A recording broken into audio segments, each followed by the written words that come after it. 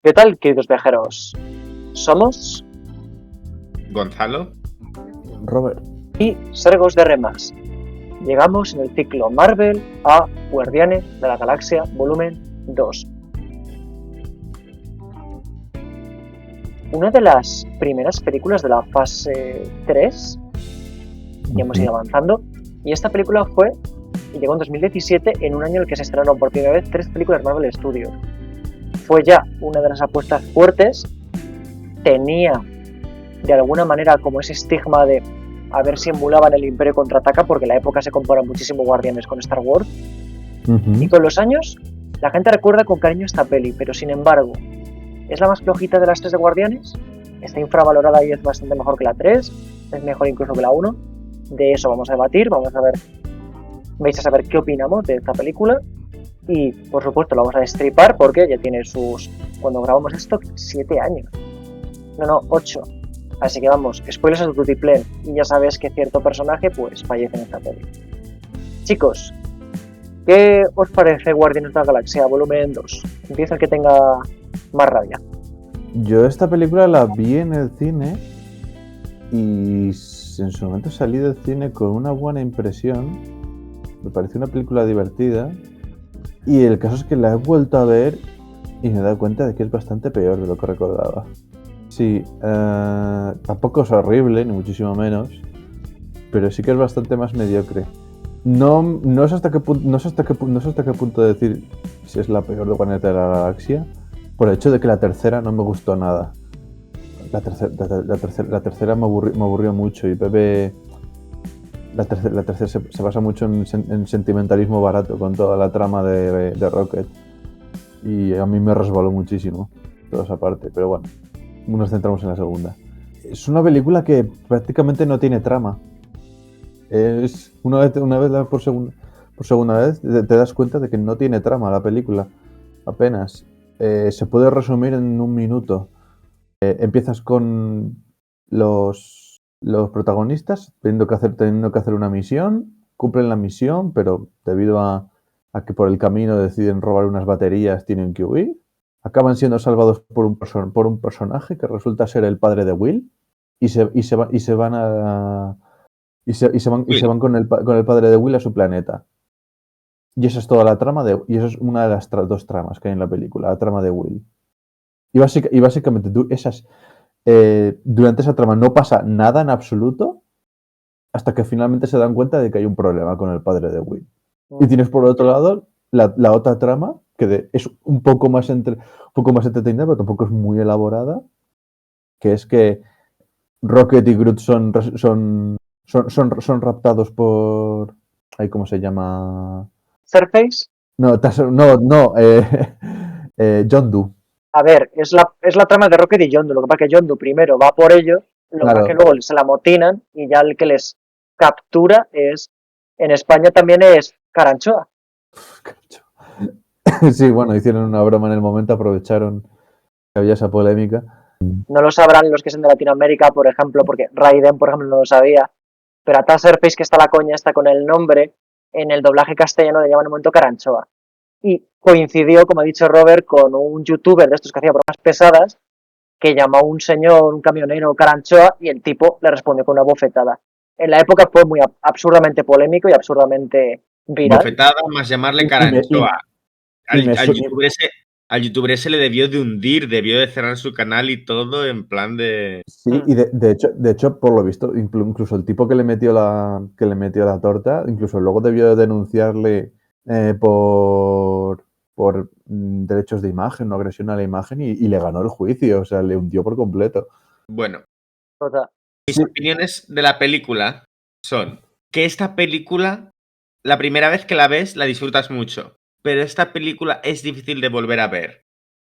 Porque desde que conocen a Ego y van al planeta de Ego, hay un trecho enorme de la película en el que efectivamente no pasa nada de nada y que la primera vez que la ves te distraes porque no sabes qué es lo que está pasando.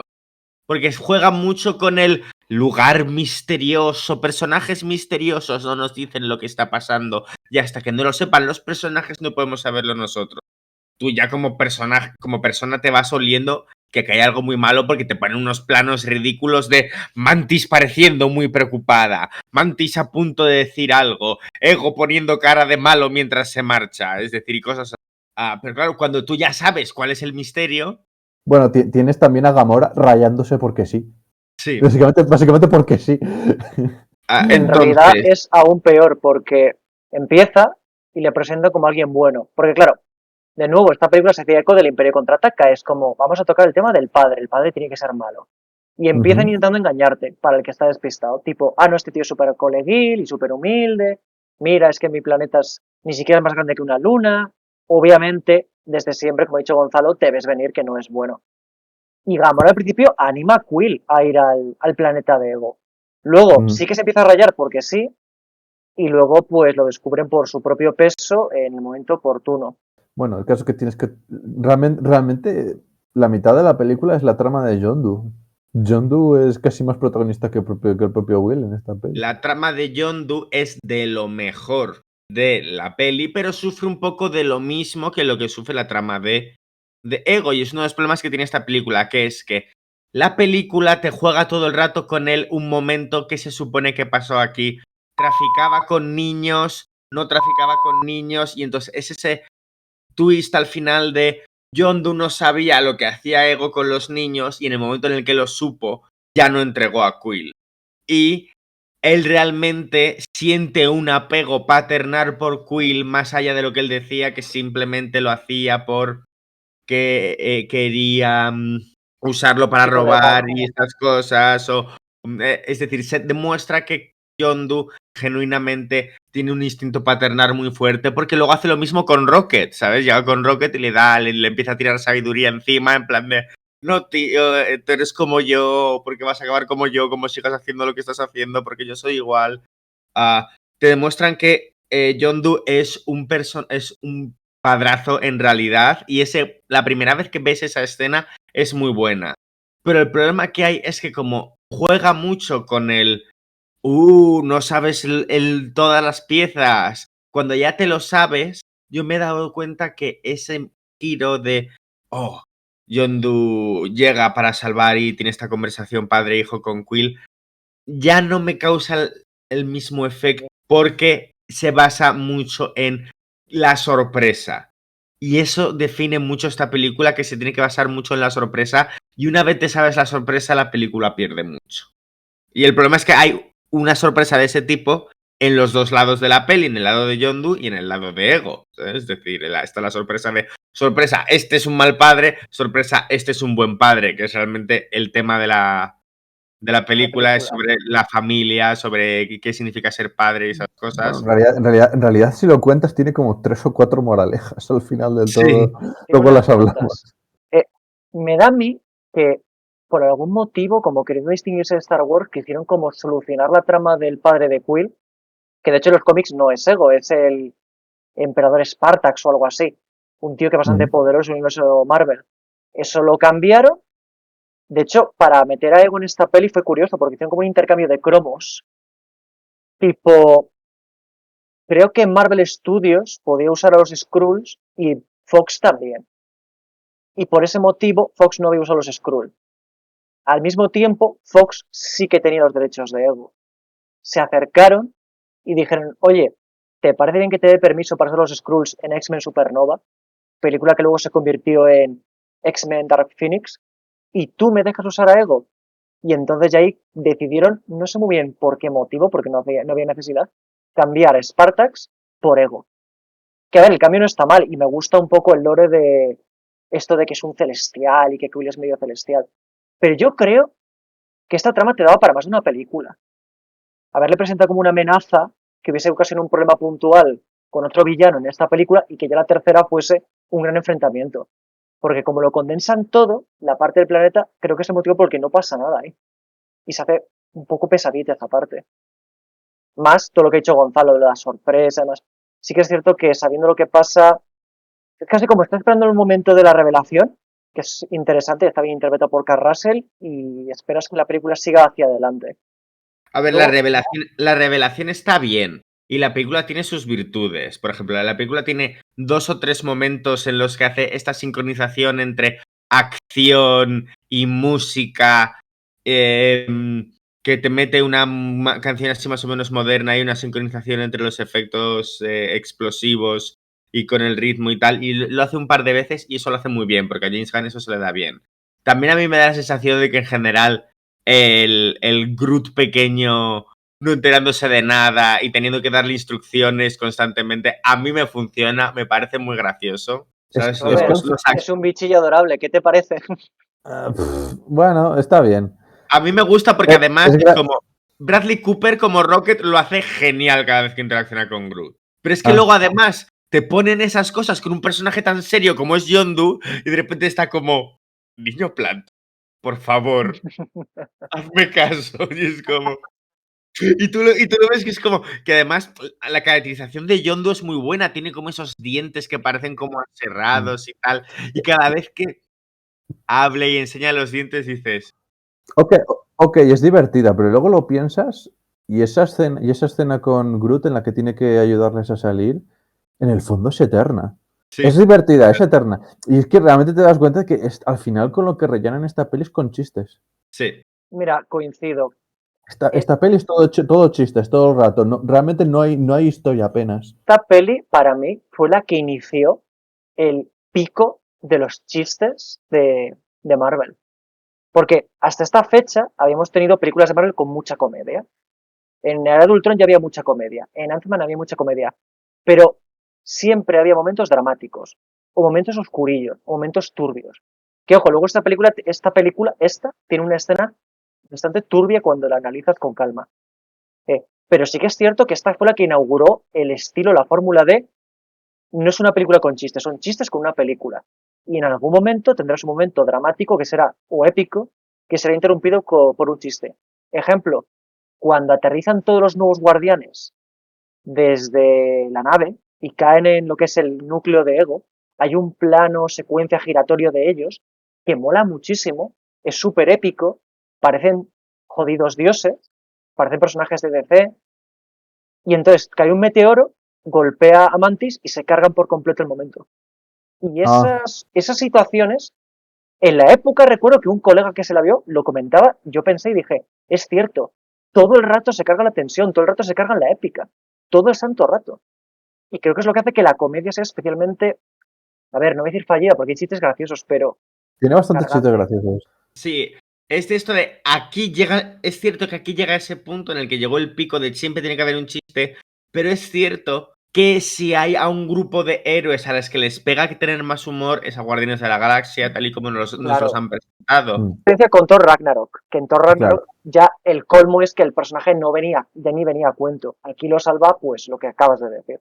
Exacto, el problema es que este estilo que en su momento gustó tanto se acabó arrastrando y exagerando a todos los proyectos de Marvel y no todas las películas de Marvel funcionan bien con el mismo tono.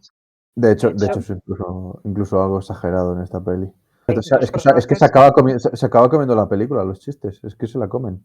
De hecho, hay dos personajes que para mí están muy damnificados en esta película. Uno de ellos es Quill. Quill no tanto por el humor, sino porque te lo venden como el líder del grupo y como el personaje en torno al cual se arma toda la película, y me parece que toma muy pocas decisiones a lo largo de la historia, me parece que es muy pasivo, me parece que es un personaje que es una mera excusa para la trama, no tiene un momento de acción muy logrado, y me diréis, la pelea con Ego son dos choques en el aire con chistes, pero no tiene un momento él de, hola, soy Star-Lord, un forajido legendario, pumba, pumba, te reviento. Es que hasta la escena en la que mata al padre, bueno, en la que mata al padre, la que destruye el avatar del padre a base de disparazos. Esa escena está bien, a mí me gusta esa escena. Ojo, no quiero que se me malentienda, no es que esté mal la escena, pero ocurre muy rápido y Quill está reaccionando de manera muy emocional. Entonces, me falta creérmelo como héroe, como el líder de un grupo de héroes. No me lo creo con la suficiente personalidad. Casi un secundario en esta peli. En esta película, Quill sufre una regresión a niño pequeño. En esta película deja de ser Quill legendario pirata espacial y pasa a ser, oh no, tengo un papá y eso me recuerda a mi mamá y qué significa, bueno, entonces tengo que recuperar el tiempo perdido, por fin puedo ser vulnerable, pero claro, Al final, va de eso. Tu papá te quiere comer, en realidad. Tu papá quiere absorber parte, tu esencia de celestial para volverse más grande él. Entonces, De todas maneras, si lo presentas en el póster como el prota, en el anterior esperas que fuese el prota, que esto le pase al prota, y encima cuando supuestamente Star-Lord tiene ínfulas a Han Solo, pierde mucha presencia y mucho interés como personaje. De hecho, pues me parecen los personajes más flojitos de la peli. Pero no el peor. Un personaje que sí que creo que lo destruyen con el humor es Drax.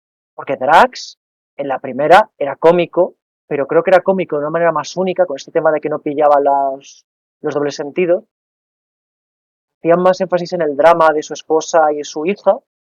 Y aquí, aunque hay un par de escenas que son dramáticas, Drax es una representación de personaje de todo lo que hemos descrito. O sea, Drax no tiene ningún momento en el que se ponga serio, salvo quizás cuando se da cuenta de que no van a volver a por Quill, tiene las coñas con Mantis de, es que eres muy fea.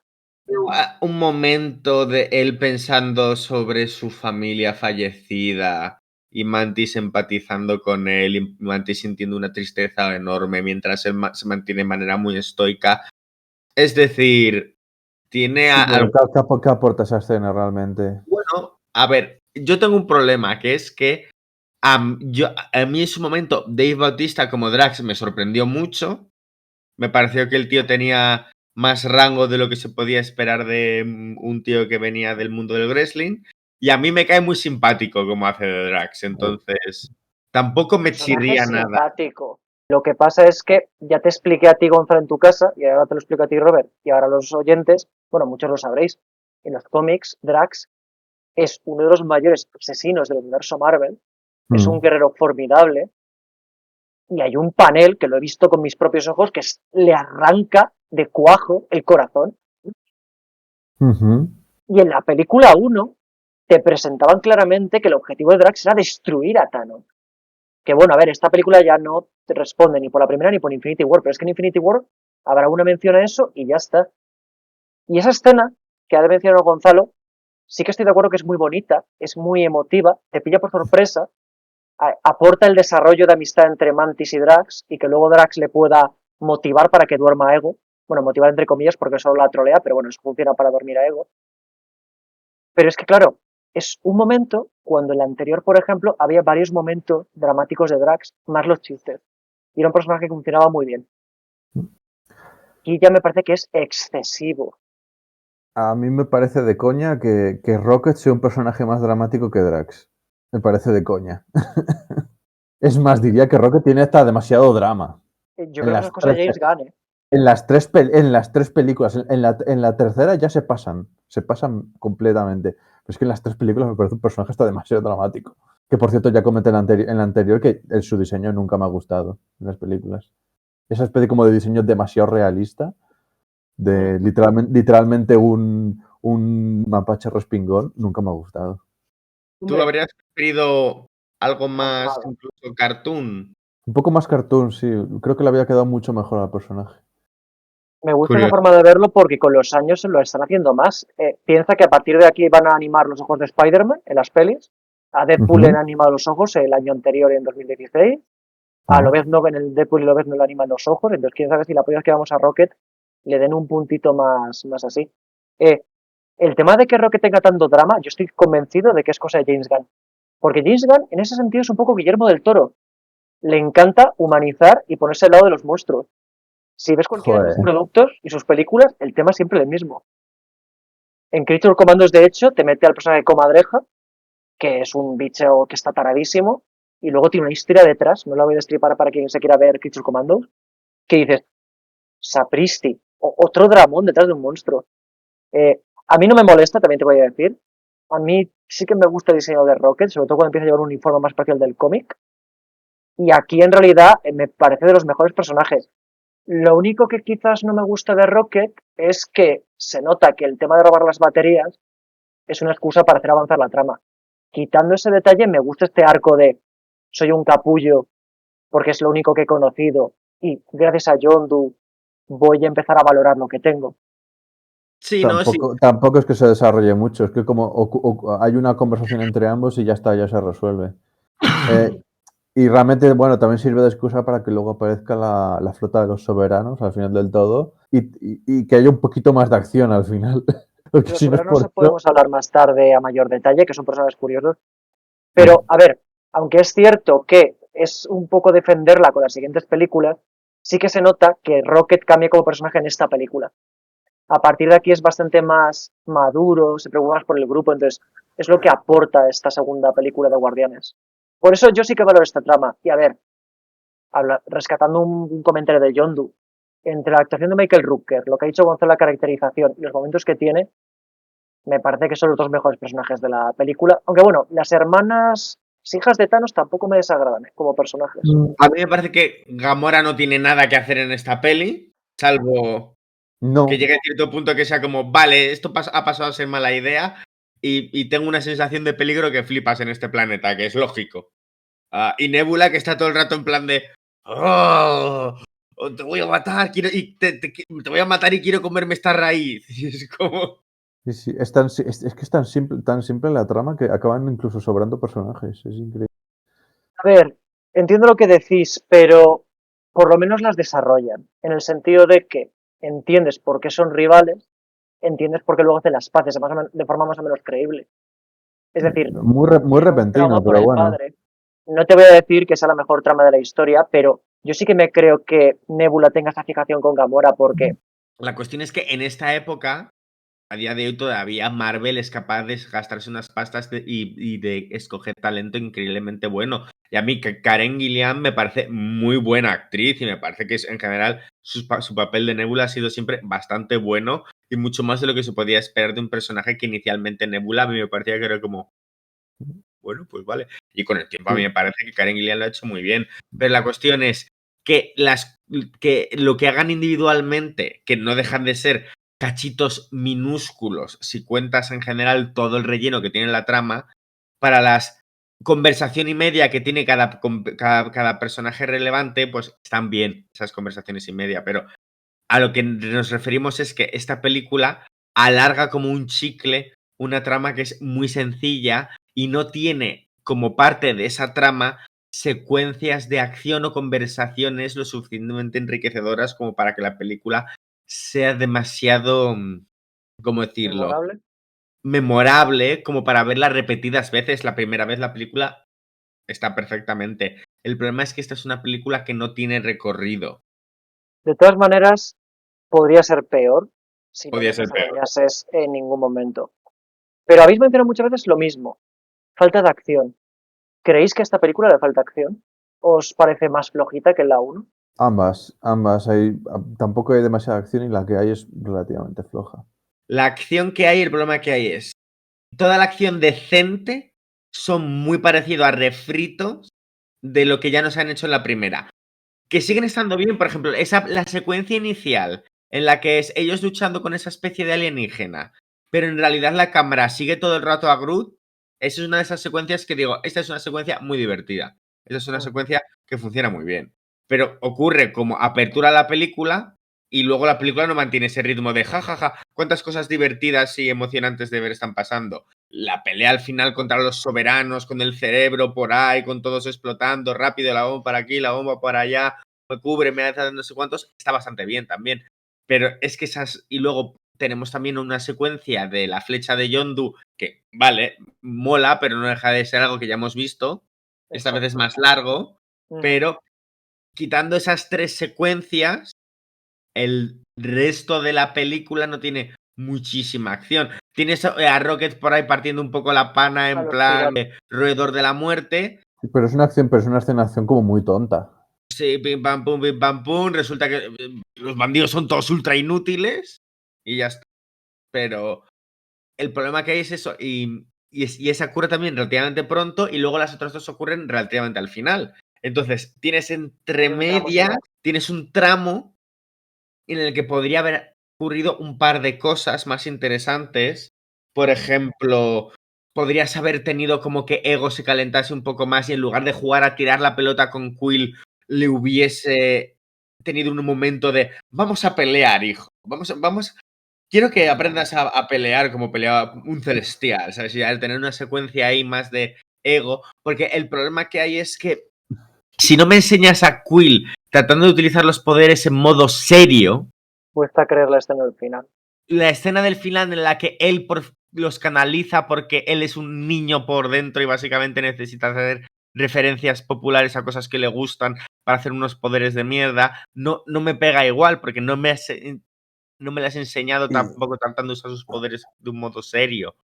A mí lo de que le den poderes a Will me parece una mamarrachada. O sea, sí, o sea, en general que un personaje ya tenga un set de habilidades concreto, que ya esté definido, y en vez de decidir, ok, vamos a explorar más en base a sus habilidades, a las habilidades que ya sabemos que tiene, sino, no, venga, vamos a ponerle un superpoder, de repente un superpoder y que esté todo fuerte y no sé qué, no sé cuál. Es muy. A mí no me parece buena escritura eso, ¿eh? Sobre todo porque luego no tiene ningún sentido porque como destruyen a Ego, los pierde. Lo único que tiene es que él es más resistente que un humano normal y corriente porque es medio celestial. Es más resistente a ciertas cosas, pero todo. Que yo siempre como que me descolocó. De verdad que no entiendo el motivo por Ego de todos los personajes Marvel. Un poco menos tiene que ver con Quill, más allá de que están en el espacio. No entendí nunca la decisión de hacerle a él el padre. Y podrían haber hecho malo. Si querían que el padre de Quill fuese malo, podrían coger al emperador Spartax y hacerle villano. Al fin y al cabo es un emperador, es un conquistador. Y ¿considerarían que meter una historia en la que básicamente tienen un lío planetario con una nueva civilización sería demasiado parecido a la primera con los Nova Corps y luego con los Kree por ahí y tal, y dijeron, bueno, a la gente no le interesa mucho lo de los Nova Corps y lo de los Kree, no vamos a meter una nueva sociedad del espacio. Puedo entender eso que dices, pero creo que habría sido punto de quizás replantear el concepto y que no fuese un emperador y algo más chiquitito, rollo pirata, o una especie de señor de la guerra incipiente en un planeta y que lleguen los guardianes y descubran que ese señor de la guerra es el padre de Quill, que al final es un poco la trama que hay aquí.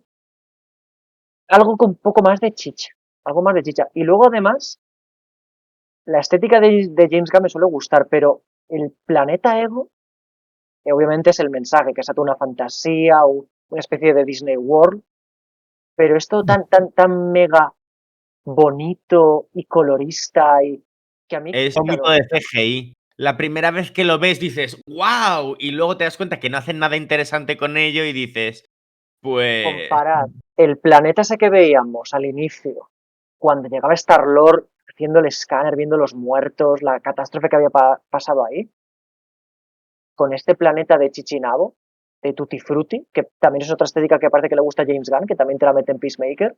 De hecho, hay muchos paralelismos con Peacemaker en esta película. Y no sé, creo que pierde encanto. Luego, también me estoy pensando, es que en la 1 había mucha exploración. Vamos a este planeta, vamos a este mundo, vamos a no sé qué nave, vamos a Sapiencial. Y aquí es todo, casi. El planeta del principio, que es un bosque, el mundo soberano, que mola mucho, pero lo vemos poco, y luego es todo el planeta Ego. Y eso en Star Wars pasó que cuando exploraron menos mundos perdió interés, y aquí pasa igual. Pierde el factor ciencia ficción de exploración de mundos, que la hizo muy interesante la anterior a nivel visual. Claro. Dicho esto, el diseño del palacio por dentro sí que me gustaba mucho. Está bastante chulo. El de Ego, ¿verdad? Sí. Es verdad, ahora que dices que el palacio no está mal, pero claro, sobre el palacio tampoco sale tanto. No sé si esa especie como de maniquí que tiene Ego es la forma más guay de representar la historia, pero bueno. Ya es raro.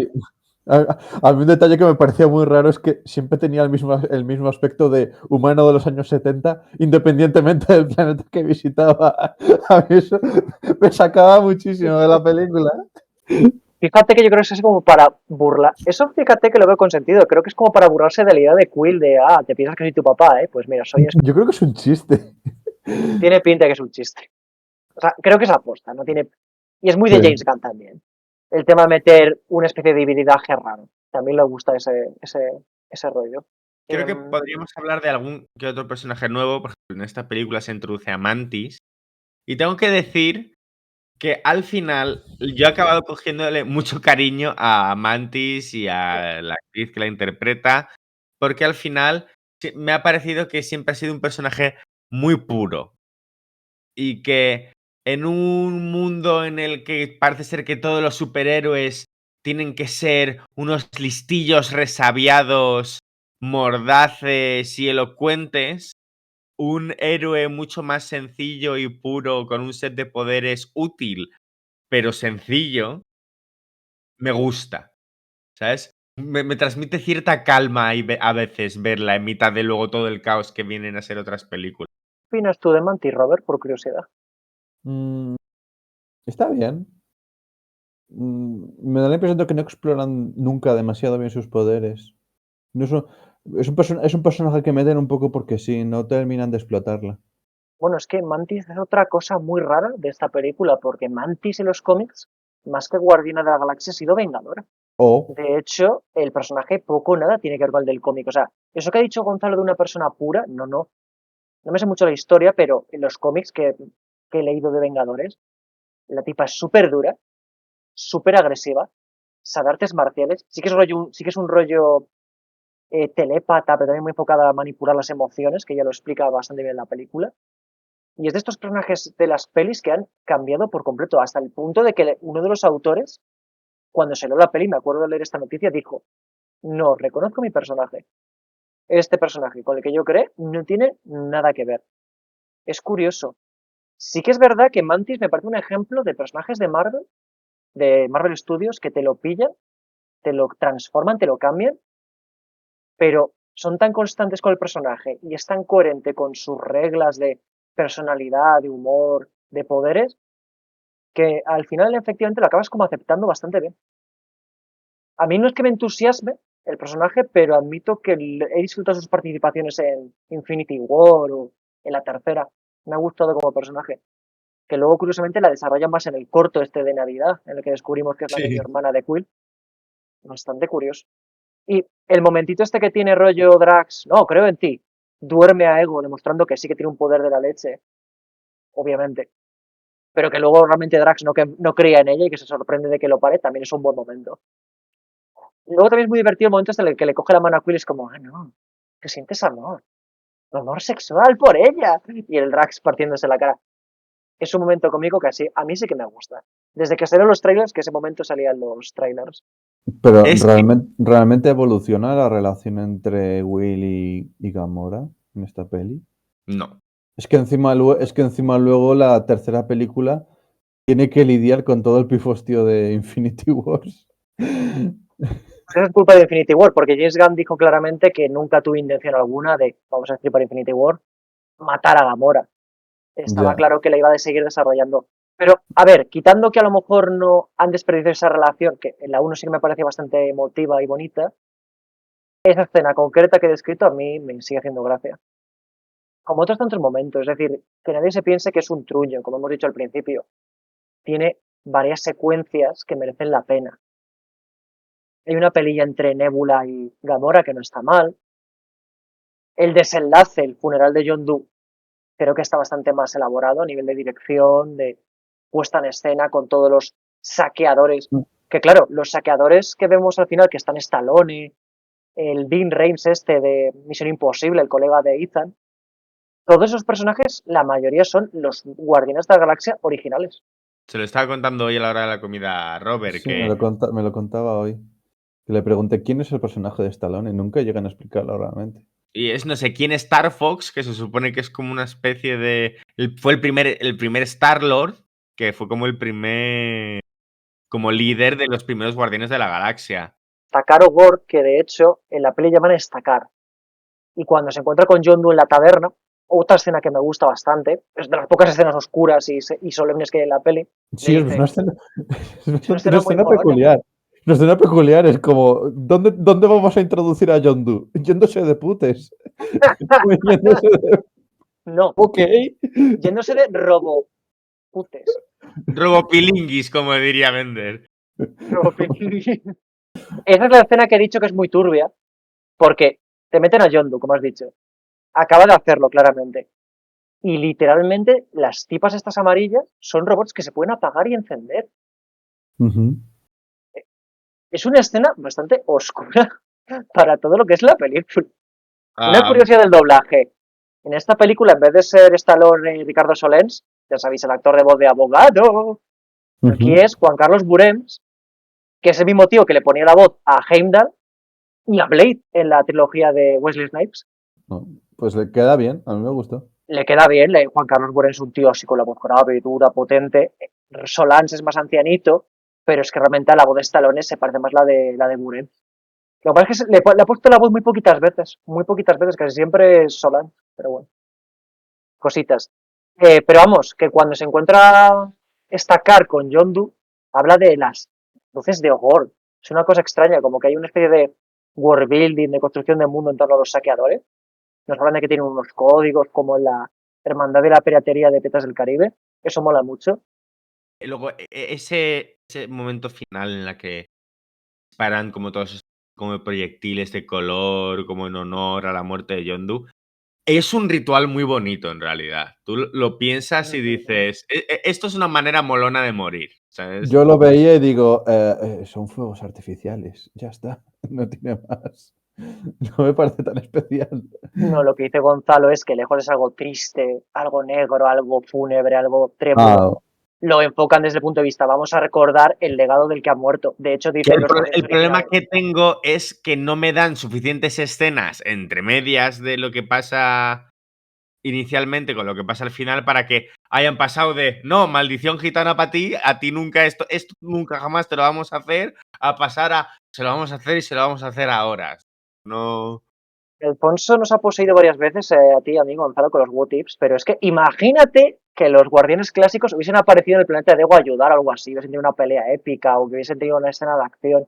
Sí que habría estado chulo. Hombre, Además, si hubiese habido algo más de trama y hubiese habido algo de historia en la que a lo mejor la gente en Ego pedía ayuda a gente fuera de Ego para que fuese gente a ayudar a luchar contra Ego, en lugar de que en Ego no ocurriese nada, pues se podría haber creado un conflicto más grande luego en la batalla final, habiendo tratado de utilizar algunos de los personajes que has introducido y haber tratado de darles cosas que hacer a más gente. eso Porque es lo que me podías. fastidia de Stallone. Stallone a mí me encanta, como persona y como actor.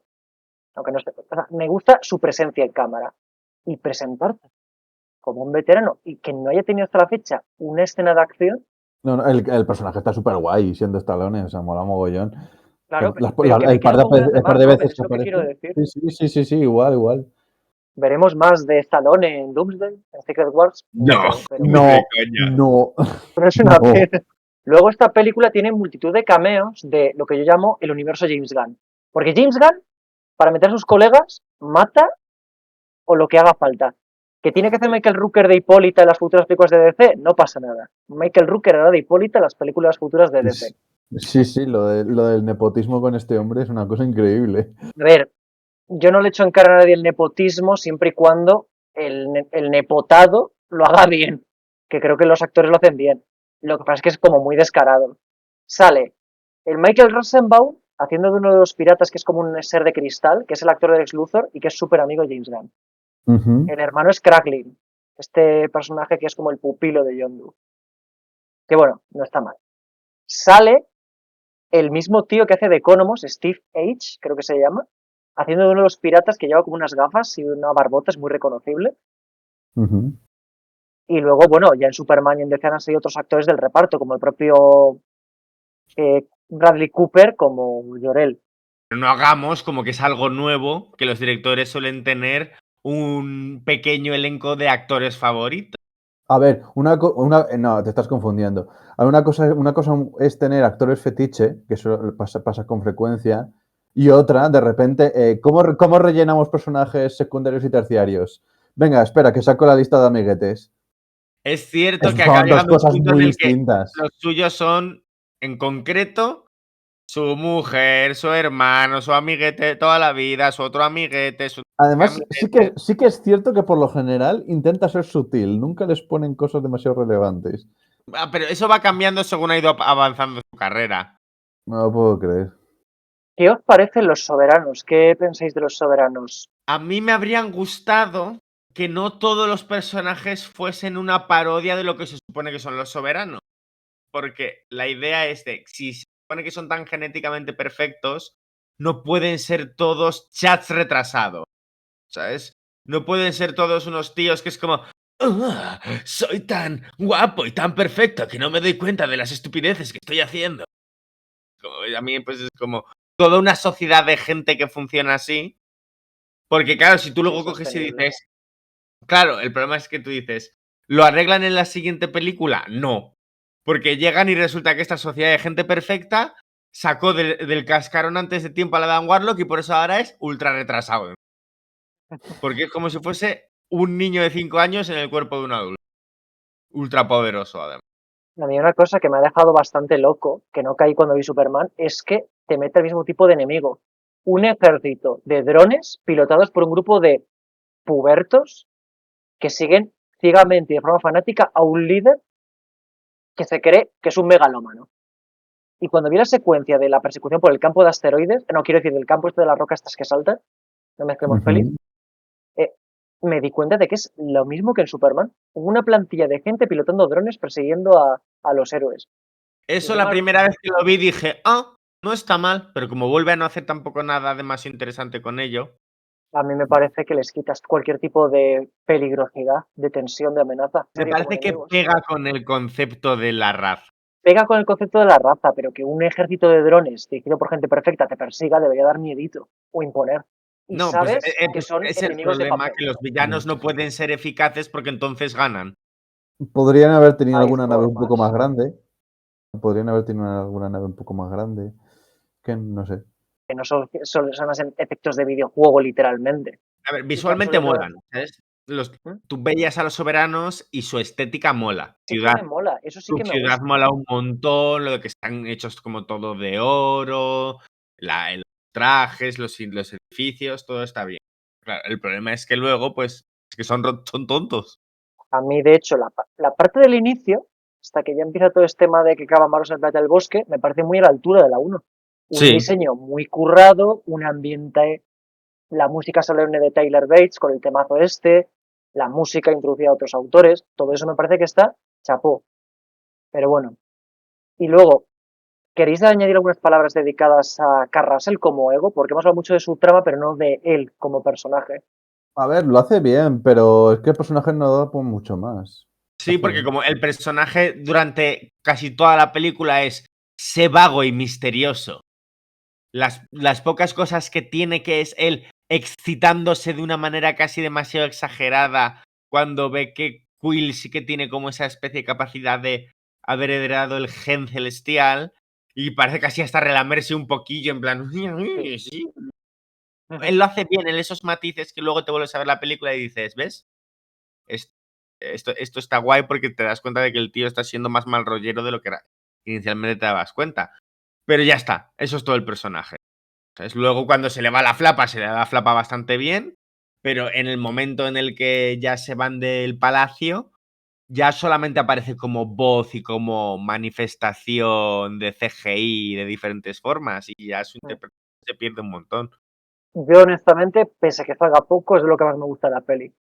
Y a mí el rollo este que sea un celestial. Ego es verdad que los cómics también está un poquito cambiado. Ego no es malo per se, ¿eh? Ego en los cómics recuerdo que todo lo que quería era estar a su rollo. De hecho, hay un cómic muy mítico que llega a Galactus y le empieza a sacar estos mismos tentáculos que vemos en la peli y le golpeaba y lo ahuyentaba. O sea, era bastante chulo el personaje. De hecho, es una de las entes más importantes del universo Marvel. Me jode que lo maten, porque no es un personaje para matar, es un personaje para que forma parte del cosmos, pero yo es lo que más disfruto y me gusta toda esta mitología que se han creado de él persigue a su descendencia para ver si alguno le puede permitir expandirse por el cosmos. A mí me gusta esa trama. ¿Que está rodeada de todos los defectos que hemos sacado la película? Sí, pero a mí eso me gustó y hace que le dé algún que otro puntito a la película. No sé si queréis añadir algo más. Creo que está Yo bastante bien creo que expuesta. A ver, ¿vosotros qué os parecen las escenas de ellos caminando a cámara lenta? Porque es una cosa que copian de la primera película y es como... Me da la impresión de que abusan bastante de ello y acaba dando incluso un poco de vergüenza ajena. a mí nunca me han desagradado. A mí debo decir que ese rollo Ocean's Eleven o Vamos a la Luna como que es la manera de hacerlo importante, siempre me ha causado un poquito de indiferencia. Es súper mítica ese tipo de puestas en escena de los protas van a la misión. No me llega al nivel de la vergüenza ajena como dices tú, tampoco me desagradan como le pasa a Gonzalo, me causa un pelín de indiferencia. A nivel visual, por ejemplo, me llama más la atención como un recurso que estaba usado a cuentagotas en la 1, que James Gunn lo usa más, que es el tema de ensanchar o acortar la película en varios momentos. Está todo el rato jugando con la longitud de la película y mete los márgenes negros y luego la expande, sobre todo las secuencias de acción o de viaje por el espacio, ocupa toda la pantalla, pero luego hay escenas que como que la película se recorta. Y eso me hizo bastante gracia, ese detalle visual. Me pareció un pequeño añadido que dices, oye, mira, visualmente la película está todo el rato cambiando. Y a ver, otra cosa que está chula de la peli, venga, démosle al César lo que es del César. Toda esta metáfora que establece Ego con el tema de la canción, de que hay hombres que están llamados a la mar y que por eso no arrasan a Ah, pendazos, esa metáfora me gusta. El tema en de realidad, estar desarraigado por tu sueño. en realidad casi todas las canciones tienen algún mensaje relacionado con la escena. Porque Mm, al final del todo empieza a sonar una canción bastante mítica que es The Chain, de Fleetwood Mac. Y habla como de esa cadena que hay entre nosotros que no se romperá jamás. Creo que en la 1 pasaba eso de que las canciones se hablaban de lo que pasaba en la escena, pero quiero decir que esa metáfora en concreto me gusta especialmente, porque le da capas a Ego. Ego Ujú. no es el mejor villano de Marvel, pero al menos te justifican que su sueño de expandirse por el universo es su razón de ser. Ayuda mucho como el usar esa canción para justificarse como que le ayuda mucho a acercarse a Will y Mm. y a justificar por qué hizo lo que hizo. Esta clase Pero de detallitos de la trama están chulos está bien, y está logran bien. salvar la peli. Sí que es verdad que se conecta con lo que no me gusta el mensaje de la peli. Uno de los mensajes, que es que entiendo que a veces el padre auténtico, tus padres auténticos no son tus padres biológicos. Que os digo que es un tema que obsesiona a James Gunn. Está en Peacemaker, está en Superman. Ujú. Lo que no me parece tan buen mensaje es que la escena en la que va a destruir ya el núcleo y le para a Ego y es como, espera, espera, espera, no me mates. Si me matas, serás como todos los demás. Y le Ujú. responde Quill. ¿Y eso qué tiene de malo? Ajá. Muchas cosas. Ser como los demás. Ser normal, o sea, qué gracia hay en eso. Si lo bonito de la gente son nuestras particularidades y nuestros Pero dones. no es cuestión de particularidades, es cuestión de tener un poder muy por encima de todos los demás. De ser realmente especial en términos de estatus y poder. Es eso. A mí esa es la razón por la que sí que me gusta ese mensaje. De que No, tú es que yo puedes no lo veo llegar a tan ser, así. de que tú puedes llegar a ser heroico sin llegar a tener un poder particularmente poderoso. No estoy tan seguro de que esa sea la moraleja final. Yo creo que la moraleja es: yo no necesito ser un semidios para para estar por encima de mis amigos, porque no quiero estar por encima de mis amigos. Ese es un poco el mensaje de. O sea, no es cuestión de vamos a eliminar tu individualidad, es cuestión de ¿no te gustaría estar por encima de todos los demás? Como no, ¿qué tiene? Pues ¿Para creo que qué? habría otra frase para expresarlo. Como esa que acabas de usar tú, por ejemplo. No, no, Villanesco a ego. tampoco estoy de acuerdo con eso, me parece bien el modo en que lo expresa Kurt Russell. No sé, a mí hay algo No ahí tiene. que me chirría, que no me gustó entonces ni me gusta ahora y creo que no está bien expresado. Mm. La gente soñadora ambiciosa es mala. Yo noto esas lecturas. ¿Qué queréis que os diga? Sí, sí, yo es Ok, que lo veo así. vale. Am, bueno, podemos seguir hablando del resto de moralejas que tiene la película, pero tiene varias más. Tiene la de la verdadera familia es tu Lo que tú círculo de eliges. amigos que eliges y no tu familia biológica, que de vez en cuando no está mal, pero Hollywood tiene una absoluta obsesión con esta moraleja, hasta puntos que yo ya empiezo incluso a plantearme cosas conspiranoicas, porque en plan, es como que en el fondo es un mensaje muy liberal, de que tú como individuo puedes autodefinirte hasta el punto de que puedes elegir cualquier cosa, incluso rechazar a tu familia y cambiarla por otra nueva. Pero bueno, Pues conociendo Hollywood, no puedo decir que me sorprenda. es exagerado totalmente. Además, acompañado de un rechazo activo de la familia biológica, Sí que muchas es verdad que veces. Hollywood no es muy pro familia tuya original. Curiosamente la de, bueno, es que en Shazam eran adoptados, pero sí que como que valoraba por el modelo tradicional, pero sí. Oye, bastante que no hay una película que defienda el modelo familiar fuerte. Una buena forma de verlo. Sí, qué más moralejas tiene? Tiene al menos un par más, ahora mismo no me acuerdo. Robar está Sí, mal y no seas un cuando, cabrón en general. cuando muere Yondu en el discursito de Star-Lord, la moraleja de lo que todo este tiempo estabas buscando en realidad estaba a tu lado.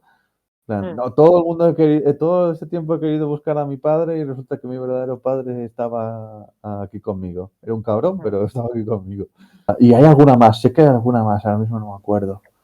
Sobre todo el tema de que ese mismo leitmotiv que hay en Superman, que a veces tiene tu familia o el estatus en el que te encuentras te indica que tienes que ser alguien, que se conecta más con lo que hemos hablado antes, y Hmm. a veces tus propios valores son más importantes que el lugar de donde vienes. Es un semidios. Él elige, pues como habéis explicado antes, ser pues como sus iguales, una persona más normal. Podríamos señalar a Rocket, tiene una especie como de moraleja ahí de No seas un cabrón, tío. si no quieres que los demás te rechacen, no les rechaces tú, algo Mm. así. Y hay alguna, es que estoy seguro de que hay alguna más. Lo estaba viendo y lo estaba pensando. El tema de que a veces tienes que abrirte a los demás, porque por ejemplo Gamora y Nebula les pasa lo mismo. Las dos se querían, las dos querían una hermana, cojonadas por sobrevivir que solo se fijaban en eso. Sí, hay algún tipo de moraleja entre hermanas ahí, no, pero tampoco me queda muy claro. No te pelees con tu hermana, Sí, va, básicamente. algo así, básicamente. O a lo mejor el motivo por el que te odia esta persona en realidad Que te tiene admiro. sentido y puedes ¿Por qué odiar a tu aclararlo. hermana cuando podéis odiar a vuestro padre? Algo así, supongo. Hablando de otra vez de cameos, aparece muy brevemente Tommy Flanagan, que es que este actor salió en Hijos de la Anarquía, que molaba bastante, y va a salir ahora en La Casa del Dragón 3, y es uno de los piratas que se mantiene leal a John Doe hasta el final, hasta el punto de que la arrojan al espacio y muere congelado. No es lo que sale, pero me mola, y me gusta la caracterización que tiene. Los piratas también me gusta la caracterización de muchos de ellos, tanto las razas como el vestuario, eso sí que me gusta, Tan y las curiosos. naves. Que las Pero Milano bueno. estas que usan están muy chulas. O la de John Doe también me parece que es muy interesante. O la de Ego también es bastante interesante, esa especie como de huevo que cambia la superficie según sus A mí el necesidades. supositorio espacial no me hace tanta gracia, la verdad. A mí me gusta el concepto. Más Mm, lo veo muy de él, rollo paternidad, una especie de óvulo, una especie de semilla. A mí el, me hue- gusta. el, hue- el huevo, ¿a qué llamáis el huevo? No me queda La claro. A la nave nave de de Ego. Ego, Ah, la nave de Ego. que va cambiando según lo que necesita la nave, abre puertas donde la A, a mí lo, necesita. a, mí lo que, sí- a mí lo que sí que me rayaba era la navecita esta que tienen como en el combate final, que tiene como los láseres que se van recolocando. Sí, el módulo minero, algo así. Sí, que a mí lo que me raya esa peli es que se supone que es una puta nave minera de mierda y luego está rotísima. Porque eso, lo que aguanta un minero no lo aguanta nadie. Realmente hay muchos mundos de ciencia ficción en los que básicamente con frecuencia se reconvierte material minero en material militar. Pues que eso tiene todo el sentido del mundo porque los mineros necesitan una resistencia y una potencia de fuego muy grande. Entonces, Yo de todas maneras creo que me lo he pasado un pelín mejor en el podcast que viendo la peli. Que la peli entretiene. Alguna parte se hace un poco pesadilla, pero entretiene. Mm. ¿Queréis añadir algo más o consideráis que nos hemos dejado el tintero Está Baby Groot, supongo, Baby Groot para está vender bien. juguetes? para vender juguetes. Bueno, lo curioso de Baby Groot es que siempre lo dijeron, no es el mismo personaje que el anterior. El Groot de la 1 murió, el Esqueje es otro personaje completamente distinto. Es una cosa que nunca me había quedado clara. Creo que lo dijo Kevin Feige o James Ujú. Gunn. Ujú. Desde ese momento es una especie como de vástago del Groot original y todo lo que ha vivido, todo lo que ha pensado, todo lo que ha sentido, todo lo que ha sufrido. Ujú. Que de hecho luego este Groot va a tener bastante desarrollo cuando lleguemos a Infinity War. Aquí le vemos en zona posquito ya adolescente, le vemos de niño a adolescente. Es un poco el personaje que sirve para convertirles en un modelo familiar, porque es el niño, es el hijo. Mm. De hecho, todos tienen ya su rol como definido. Drax y Rocket son como los tíos, Quill y Gamora son los padres, Yondu es como el abuelo, Nebula es la tía amargada. Mantis. La tía rara. La vecina rara, sí. No lo tengo claro, la verdad. Ah, Max es una mascota, creo. Comenta, es verdad, la llaman mascota a la cara. El puto Drax. Drax la llama mascota varias veces. Bueno, en esta película al menos Nebula es Nebula. En la siguiente película directamente es otro personaje. Es que le cambian hasta el cuerpo a Nebula, es una cosa. Bueno, pero porque la mujer creo que está. Porque Karen Gillian creo que estaba embarazada cuando rodó esa película. Pues se nota mogollón. Bueno, cada vez va quedando menos para Infinity War, cuidado. Que es la siguiente participación de los Guardianes. Pues, queridos viajeros, ya solo queda lo más importante. Daros las gracias por acompañarnos en este maravilloso repaso por Guardianes de la Galaxia Volumen 2. Que nos dejéis en comentarios qué opináis. Y por supuesto, muchas gracias a Robert y a Gonzalo por acompañarme en esta reseña. Si os ha gustado el vídeo, explorad el canal, ved otras reseñas y si os mola, bienvenidos a este grupo de amigos. Tenéis un Patreon con el cual podéis apoyar este contenido, otro par de canales, uno de escritura y uno de dibujo, y a partir de aquí, si os mola, pues nada, suscripción, compartir, comentar, etc. Hemos sido Gonzalo, Robert y Cergos de Rem. Queridos viajeros, que encontréis bendiciones en vuestra aventura. Espero que vuestros padres no sean dioses maníacos y asesinos, solo espero eso. Y si es así, pues nada, voy por patas, formando una nueva familia, creando nuevos vínculos familiares. A lo mejor vuestro padre está al lado. A lo mejor vuestro padre es el panadero, literal y metafóricamente.